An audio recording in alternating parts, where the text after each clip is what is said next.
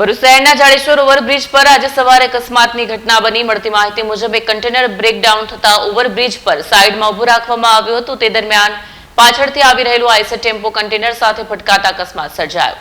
ભરૂચ શહેરના જાડેશ્વર ઓવરબ્રિજ પર આજે સવારે અકસ્માતની ઘટના બની. મળતી માહિતી મુજબ એક કન્ટેનર બ્રેકડાઉન થતા ઓવરબ્રિજ પર સાઈડમાં ઉભું રાખવામાં આવ્યું હતું. તે દરમિયાન પાછળથી આવી રહેલું આઈસર ટેમ્પો કન્ટેનર સાથે ફટકાતા અકસ્માત સર્જાયો હતો.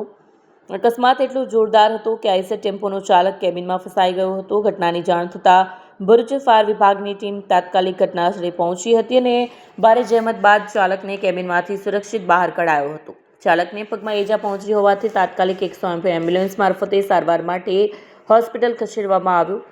અકસ્માતને પગલે પોલીસ, ફાયર બ્રિગેડ અને 108ની ટીમ ઘટનાસ્થળે પહોંચી ટ્રાફિક વ્યવસ્થા સંભાળી.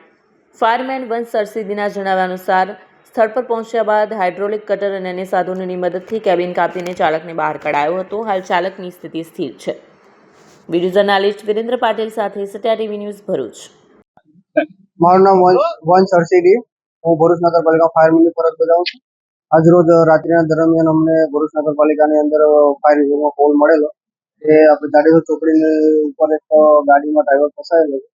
કોલ મળતાની તાત્કાલિક અમે ટર્નઆઉટ કાઢેલું રેસ્ક્યુ ગાડી લઈ અને અમે સ્થળ ઉપર પહોંચેલા અને જોઈ ત્યારે સિચ્યુએશન બહુ ગંભીર હાલતમાં હતી. કન્ટેનરની પાછળ આઈસર ગાડી છે, તે ડ્રાઈવર ખૂબ જ પોલાની રીતે ફસાયેલો હતો. તે અમે રાત મહેનત બાદ ડ્રાઈવરની જીવિત બહાર કાઢેલો રેસ્ક્યુ કરેલો.